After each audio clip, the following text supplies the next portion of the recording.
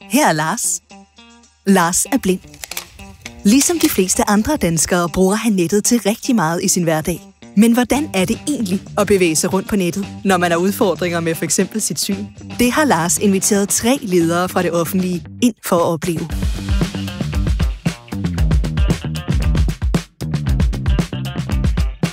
Jeg tænker i virkeligheden ikke så meget på webtilgængelighed, andet end at jeg ved, at jeg har nogle folk, der sidder og laver det. Jeg tænker primært, at det handler om at finde vej på hjemmesider. Måske tror man faktisk, man er mere tilgængelig, end man i virkeligheden er. Velkommen, Gitte. Tak. Vi sætter os ned, Tina. Jakob, vi skal jo prøve nogle eksperimenter omkring webtilgængelighed. Før vi kaster dig ud i det første rigtige eksperiment, så vil jeg lige prøve at vise dig, hvordan jeg navigerer rundt. Det vil jeg rigtig gerne se. Når jeg ikke kan se noget. Okay. Nu er jeg slukket for skærmbilledet, så nu kan du kun se det, min skærmlæser siger, fordi jeg kan jo heller ikke se, hvordan tingene står i forhold til hinanden på siden. Så nu beder jeg bare skærmlæseren om at læse fra toppen af. Besøg mit billede. Gå til forsiden af dix.dk. Servicemenu. Navigation. Listetype Danmark. Link. Nyheder. Link. Tal og statistik. Link. Job. Link. Ombos. Link. Kontakt. Link. Presse. Link. Increase. Indsæt til brug for at søge på hjemmesiden. Fredag den 20. januar 2. Okay, forstår du det?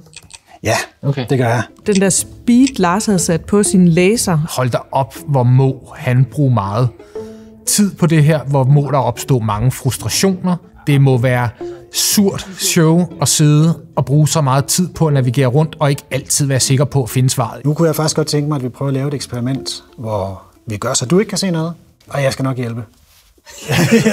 jeg skal lige det er jeg utrolig glad for, at du siger. Er det okay, Tina? Kan du se noget nu? Ingenting. Vi er landet på en side med en formular, så din opgave lige nu, det bliver at sige, hvad du tænker, du skal udfylde i de her felter. Fornavn, stjerne, nødvendig. Redigerer tekst med menuen autofyld. Hvad tænker du over den? Jeg tror, at du skal skrive Gitte. Godt. Vi hopper videre til den næste. Efternavn, stjerne, nødvendig. Redigerer tekst. Ja, det var så efternavn. Det var efternavn. Nu hopper jeg videre til det næste felt, og nu hører du godt efter. Ja. Nødvendig. Redigerer tekst. Ja, jeg synes ikke, der var noget, der... Hvad skal vi gøre ved den? Den er stadigvæk nødvendig, siger den. Ja. Det ved jeg så ikke. Ja. Du må jo godt kigge nu igen, så kan du se, hvad det var for nogle felter, vi havde med den. Det var en mailadresse. Det var en e-mailadresse, ikke? Gætter jeg på en ret vigtig information. Ja, det er jo i det hele taget vigtigt, kan man sige, at man ved de felter, man rammer. Ja. Hvad skal vi skrive ind i Ja, den? det må man sige. Hvorfor læser den ikke det op, når den læser de andre op? Ja, men det er jo så et godt eksempel på, kan man sige, en af de tilgængelighedsfejl, der kan være. Der skal ligge noget kode i siden, der knytter den der label, du kan se, sammen med feltet, sådan så når skærmlæseren hopper fra felt til felt, så læser den også den label, der står på. Den kunne da sige, det er stjernefelt, og det er obligatorisk. Ja. Alle tider, tænker vi så. Ja, vi ved bare ikke, hvad vi skal skrive. Vi manglede bare navnet på det, ikke? Yes. Godt. Det var jo virkelig sådan en øjenåbner i forhold til, jamen så er der jo nogen, de kan simpelthen ikke komme videre. Altså det må virkelig være frustrerende. At det alligevel er så svært, det tror jeg ikke, jeg havde tænkt over. Jeg havde tænkt, hvis nu vi får læst den side op, så er det rigtig, rigtig godt. Vi har et andet eksperiment, vi skal videre til. Det handler stadigvæk om syn, men det er med en lidt anden vinkel på. Så nu slukker jeg lige for mit skærmlæserprogram. Det skal vi ikke bruge mere. Kan du se sådan en oversigt om noget BMI? Jeg kan godt se, der står noget med Body Mass Index, og det er en helbredsundersøgelse. Godt. Ja. Det vi siger nu, Gitte, det er, du har været til sådan en BMI-undersøgelse, hvor du ligger i det, der hedder gul-orange kategori. Så nu mit spørgsmål til dig, ud fra at du ved, du er i gul-orange, hvad for en BMI-kategori ligger du så i? Er de ikke nærmest gul-orange alle sammen? Jeg kan jo både være i undervægtig og overvægtig. Et eller andet sted imellem undervægtig, normal eller overvægtig. Det har en lille smule svært at gennemskue. Fair nok. Og jeg kan godt forstå, at den er svær, fordi det er virkelig en simulering, vi har lavet nu her. Vi har simuleret, at du er farveblind. Ja.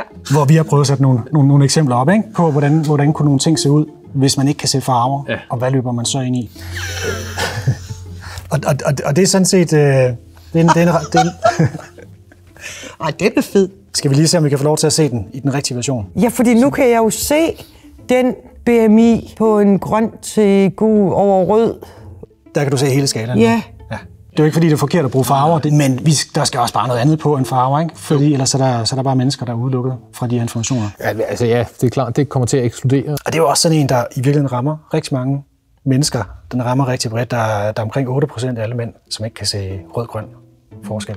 Jeg tænker, det kan da ikke passe. Jeg laver jo grøn, gul, rød kategoriseringer på alle mulige forskellige måder, når jeg går på arbejde. Hvoraf jeg jo så kan forstå 8% af dem, der skal jeg forvente, de simpelthen ikke forstår mødematerialet. Den tager jeg lige med hjem.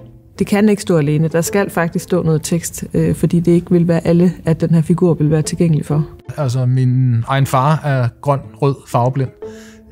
Og jeg var opmærksom på det i forbindelse med trafiklys og sådan noget. Der har man jo hørt om det. Slet ikke skænket det en tanke i forbindelse med hjemmesider, at det er det issue der. Men det kan jeg jo se der. Jeg har det sidste eksperiment tilbage, vi også skal prøve. Og der skal vi til at se lidt film. Før vi går over og gør det, så skal vi lige have det gjort, så du ikke kan høre så meget. Det, jeg gerne vil bede dig om, Jacob, det er, når du har set filmen, så prøv om du kan forklare mig bagefter, hvad er en kreditadvarsel? Hvad er en kreditadvarsel? Ja. Det er modtaget.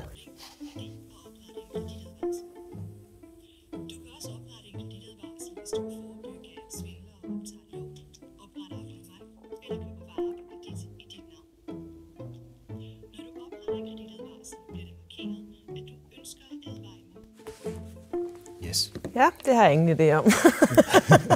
Jeg var udfordret på at afkode, hvad handlede det her om. Den der lille film, den fik jeg ikke meget med hjem fra. Der var i hvert fald ikke noget af det, der blev vist i filmen, som jeg kunne deducere ud fra, hvad det var, når jeg ikke kunne høre, hvad der blev sagt. Det er jo fint nok at bruge ikoner, men lidt ligesom vi talte om før, der skal stå noget tekst også. Så hvis der nu havde været undertekster på? Ja, det vil jeg være så glad for. For nogle mennesker, der sidder og har meget dårlig eller ingen hørelse, jamen så er man jo 100% afhængig af, at der er de her undertekster på. Ja. Jamen ved du hvad, Jacob, det var faktisk de eksperimenter, vi havde så. Jeg håber, du synes, det var sjovt. Jeg synes, det var vildt skægt. Tusind tak. Det var slet. Og tusind tak, fordi du havde lyst til at være med. Jamen tak, fordi jeg måtte. Det har været en kæmpe fornøjelse. Vi skal være meget bedre, os der lægger informationer ud til at sætte os i brugerens sted. Vi kan ikke bare lave læsefelter, hvis folk er hørehæmmede og ikke kan høre det, og vi kan heller ikke bare lave lækre figurer, hvis ikke vi sørger for at lave noget ved siden af, der gør, at folk, der måske ikke kan se de her farver, kan få den information alligevel. Som offentlig myndighed er vi jo nødt til at tage ansvar for, at det her det fungerer, fordi at det er det, vi har valgt af indgangen til det offentlige, og det skal selvfølgelig være tilgængeligt for alle.